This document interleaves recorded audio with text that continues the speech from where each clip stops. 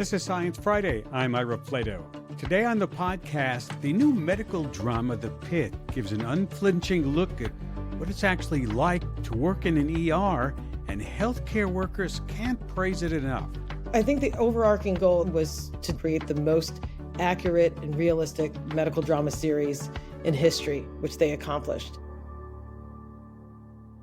I have been watching and enjoying The Pitt. This is that new medical drama on Max from the creators of ER, and starring one of that old show's young key actors, all grown up, Noah Wyle. The season takes place over a single shift, and each episode in the show is 1 hour of that shift in real time. Medical professionals are praising the show for its accuracy, and I think the issues are so contemporary and the characters so defined that I describe it as the West Wing meets ER. But just how true is the show to what it's actually like to work in an emergency room? With the overcrowded waiting rooms, the lack of hospital beds, constantly presented with life and death health conditions, and trying to maintain your sanity at the same time. Here's what listener Lena in New Jersey had to say. As a new EMT who is prepping for nursing school, I absolutely love The Pitt. It's one of the rare shows that is more medical than drama, unlike so many soaps with scalpels out there. Medical jargon, nuances of patient care, depiction of PTSD, it's all impressive stuff. The Pitt season finale is now streaming on Max. And joining me now to talk about the medical accuracy of the show is one of its medical consultants, Dr. Sylvia Owusu-Ansah, Associate Professor of Pediatrics and Emergency Medicine at the University of Pittsburgh School of Medicine in Pittsburgh, Pennsylvania. Dr. Owusu-Ansah, welcome to Science Friday. Thank you, Ira, for having me. It's so exciting. It's a dream come true.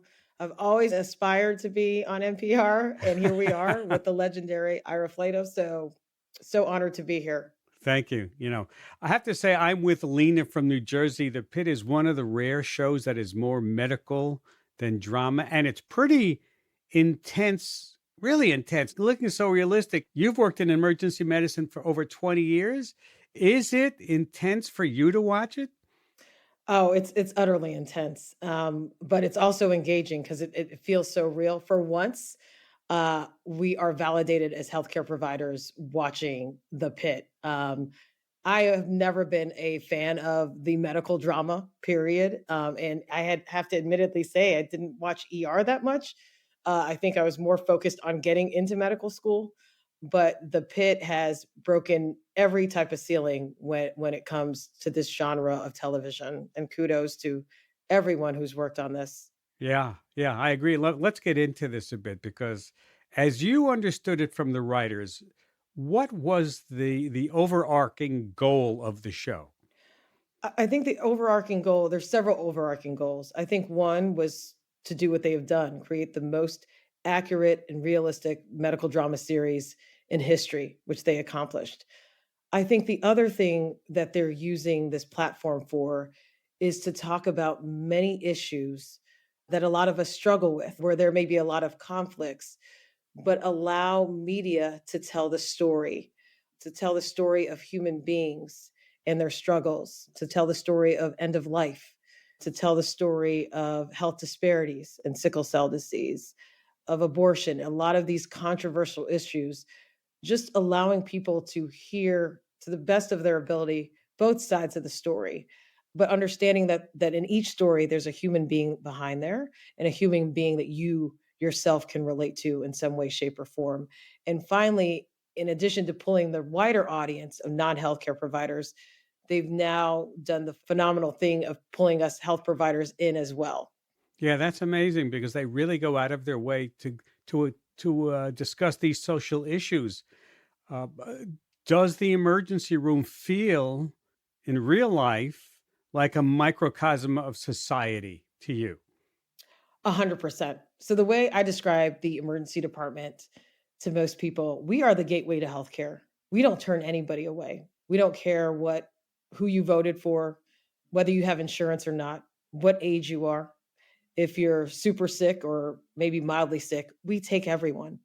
And we make sure that you get the healthcare outcomes that you deserve. And when you look at any other division or department or specialty in medicine, nobody has as open a gateway as emergency medicine. Hmm. You're at the University of Pittsburgh School of Medicine. The show takes place in Pittsburgh, hence the name The Pit. Why Pittsburgh, and what were you asked to consult on? Yeah, I mean, I guess, in talking to Noah Wiley, because I asked him the same thing, it's why not Pittsburgh? I mean, Pittsburgh has some solid healthcare history. You have Tom Starzl, who did one of the first liver transplants. You have Freedom House Ambulance Company, started off with 25 Black men and later women, who are the reason why we have EMS today. And they talk about that in the show. I don't think anybody knew about that until they exposed the information on that. Yeah, and that's the beauty of media, right? Is being able to tell the masses the true story, the true history behind what we do. And so, yeah, we'll talk about that and how I aided in that process. Yeah. How did you? Tell us. Yeah, so they were looking for an expert in health disparities in Pittsburgh who works in the emergency department, and Dr. Beth Hoffman, who's at the University of Pittsburgh School of Public Health, tagged me to be that person. She works closely with a nonprofit called Hollywood Health and Society.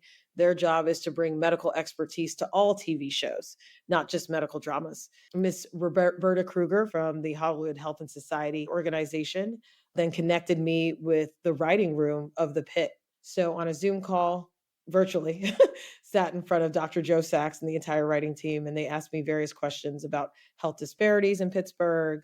I'm also a pediatric emergency medicine physician and an EMS physician. So I talked about storylines, my personal storylines on health disparities in sickle cell and pain management. As an EMS physician, I felt it was very important that we talk about Freedom House Ambulance, of which I'm helping to lead on the Congressional Gold Medal for those wonderful men and women.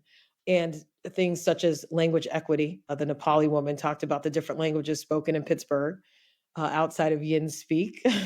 And some additional the pediatric the ingestion of the gummies, so things that I thought in pediatrics needed to be brought to the fold. Not all the pediatric cases, so didn't partake in the measles case or the hair tourniquet, but the gummies and some additional other storylines. Hmm. And I watched some extra videos where the actors were actually being put through medical boot camp too. Yeah, I mean, they have gone above and beyond. They have about 3 to 4 emergency physicians on the set, on the production set while filming. And so not only did the actors and actresses go through a medical boot camp, so where they actually learned how to place a breathing tube in or intubate and learn how to put an IV in or learn how to do various procedures as opposed to mimicking those procedures. And it's important to know that Dr. Joe Sachs is an emergency medicine physician who went to film school, hence ER, and he still works part-time in the emergency department. So he was able to bring all this Huh. ingenuity to light on that set every day. He's the main medical advisor. Right. We have a listener question from Ava in Denver, which I wondered myself because she writes, "I'm blown away by the volume of patients waiting to be seen in the ER on this show. What percentage of ERs are that busy? How typical is the Pitt ER in that aspect?" It is a crisis, Ira. We've had this healthcare crisis before COVID. I think COVID was the tipping point. I would say the majority of emergency departments, especially when you think of smaller, like suburban areas or rural areas where you have community hospitals or tertiary care centers, where we are the hospitals that may only have certain types of specialty groups or surgical groups, we're overwhelmed all the time.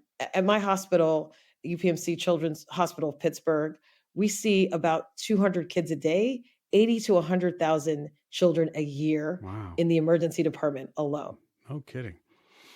And we also get to see on the program jobs, support jobs in the pit that people don't usually get. They don't usually get a role on other medical shows. The social workers, the janitorial staffs, the ER truck drivers, things like that. Yeah, they've done a phenomenal job with that too. I do have some of my colleagues last night where they're like, "Where are the PAs? Where are the respiratory therapists?"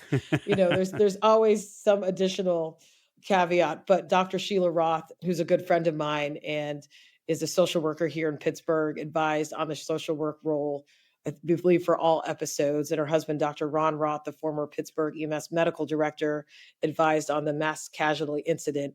And they also used Las Vegas data and information to advise on that as well. So they have gone above and beyond Right. to make it look, feel, get the sense of being in a real emergency department. Yeah, even to slipping on the blood on the floor. Yes, Um, I know. you I know, was waiting. I kept looking at that blood puddle, waiting and waiting. I was like, oh, this is inevitable. It's like, yeah.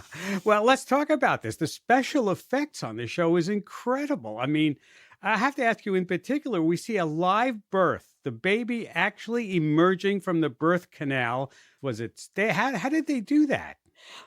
technology is so advanced in medicine now. The tools that we can use as far as simulation and simulated infants and bodies, and they're almost like real human beings. Like, we have simulated mannequins that can cry and cough and say ouch and do all kinds of things. And they've taken the time to do that, and all kinds of prosthesis. Hats off to like the makeup folks and the technical folks that spend hours and hours building these things, putting it together.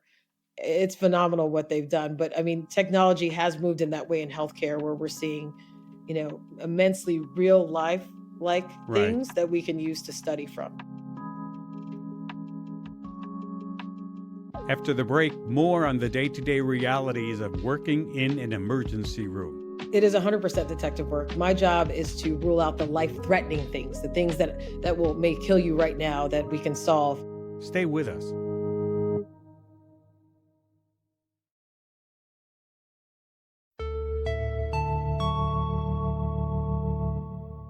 And we watch the toll it takes, the mental and the physical toll it takes on the people who work there. And there's something I was wondering while watching this.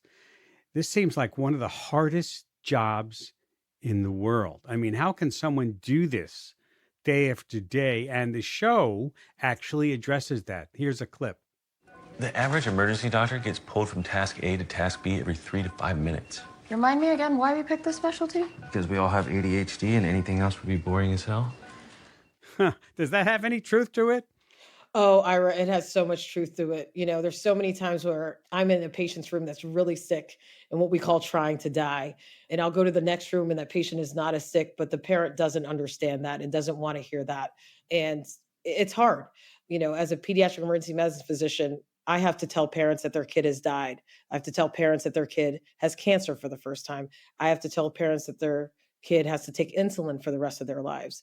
Or, we need to put a Yeah. breathing tube down because they can't breathe.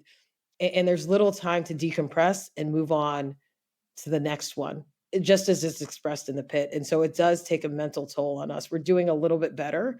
One of the things I did advise on was the moment of silence, which is what we do at Children's. Anytime there is a passing, we take a moment to celebrate the patient's life, and we take a moment for ourselves as healthcare providers to take a deep breath and move on to the next patient.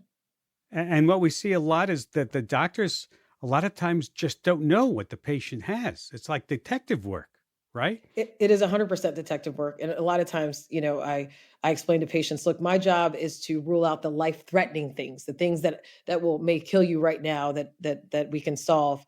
If not that, then what we'll do is, we'll work with our other healthcare providers, your primary care physicians, specialty groups, to make sure that you feel better. But we might not be able to do it here and now in this moment. And one thing that Noah Wiley, the head of the ER at that time, is constantly complaining about to the higher ups, to the suits, so to speak, of the hospital, is that there's a shortage of this, there's a shortage of that, there is a nursing shortage. They don't want to spend money on stuff. Does that really go on? That really goes on. We get emails pretty much weekly, sometimes daily, on drug shortages. The nursing shortage is not the only shortage that's been out there. Our EMS clinicians, our EMTs and paramedics, we've had a healthcare crisis there for a while, for decades, because they don't get paid in the way that they should get paid. There are less people going into primary care specialties in medicine, the specialties that help take care of the normal ailments and keep you Right. better on a regular basis. So there is a decline on all spectrums of medicine. hmm The highlight of the season, and no spoilers here, was how the ER handled a mass shooting where they treated over 100 patients. Here's a clip from that show. We saw 112 mass casualty patients come through here in the last 4 hours. And 106 of them are going to live. Have you ever been through a mass shooting like that you had to take care of patients?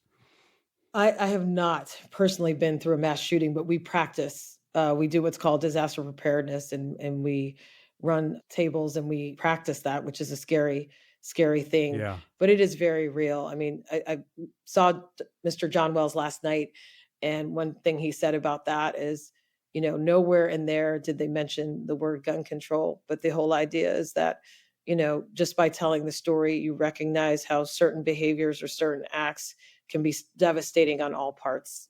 Right. So tell me what the response has been like from the healthcare community in general. Finally, we can say thank you. Thank you for validating us. I felt we feel like there was this transient period where people during COVID recognized that we were superheroes. And it's nothing to take away from the banging pots and pans in the windows every night, but that easily faded away. But the work that we do has never. I mean, we've been working like this before COVID, markedly increased during COVID, and we're still doing the deed after COVID. And so finally, thanks to these phenomenal executive producers and writers at the Pitt, I think we as healthcare providers feel validated in what we do. And to your point, Ira, earlier of like, wow, I didn't realize this job was so hard. We have patients come in that don't recognize that.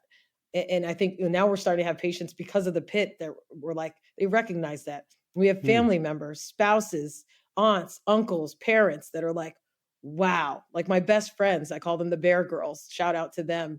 They watched it with me and they were asking me, they're like, but you don't really see that many patients. And I've known them for 20 years, Ira. And I was like, yes, I do. But they're not all trying to die. I said, but yes, they are. And they're like, wow. And we've known each other for 20 years. And I love them to Amazing. death. And it has made a difference. It has made an impact. Well, that's a good segue into this final clip I want to play from the season finale. I'll set it up. They've just finished a brutal shift. Noah Wiley's character, Dr. Robbie, the head of the ER, speaks to the ER staff. We saw our better angels come to the aid of our patients. Each of you rose to the occasion.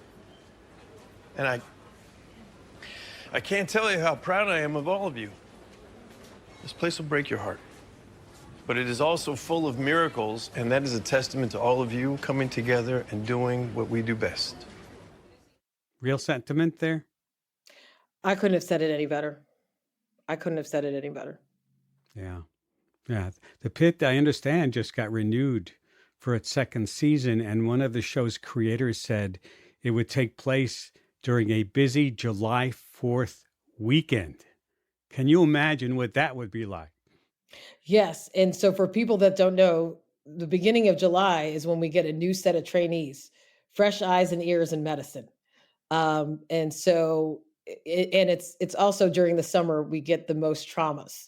So you can imagine the combination of new trainees, lots of traumas, whether it be gunshot wounds, broken bones, motor vehicle accidents, drownings, you name it. It can be a tough month for all involved, the trainees and the trainers. So I can't wait. And I want to thank you for what you do and for taking time to be with us today.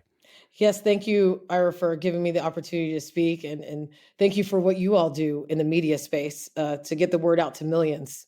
You're welcome. Dr. Sylvia Owusu-Ansah, Associate Professor of Pediatrics and Emergency Medicine at the University of Pittsburgh School of Medicine in, of course, Pittsburgh, PA. Hey, Flora here. One of my favorite parts about working on Science Friday is getting to interact with you. Y'all remind me every day that no matter what pops up as I doom scroll, the world is actually filled with curious, smart, hilarious people. And at Science Friday, we depend on you in lots of different ways. You make the show better with your questions and your comments and your insights. And we've always depended on your support to keep the lights on. As you probably know, because you listen to this podcast, it is a tenuous time for science and for independently produced public media. So listener support is now more crucial than ever. And it doesn't even need to be a lot. If every listener gave just $2, Science Friday would be funded for the year. I'm not kidding. If Science Friday is something that adds value to your life, and you can swing it, please go to sciencefriday.com/support to make your donation today. That's sciencefriday.com/support. And thanks. That's about all the time we have for now. A lot of people helped make this show happen. Diana Plasker, Jordan Smudgick, Emma Gomez, Valissa Mayers.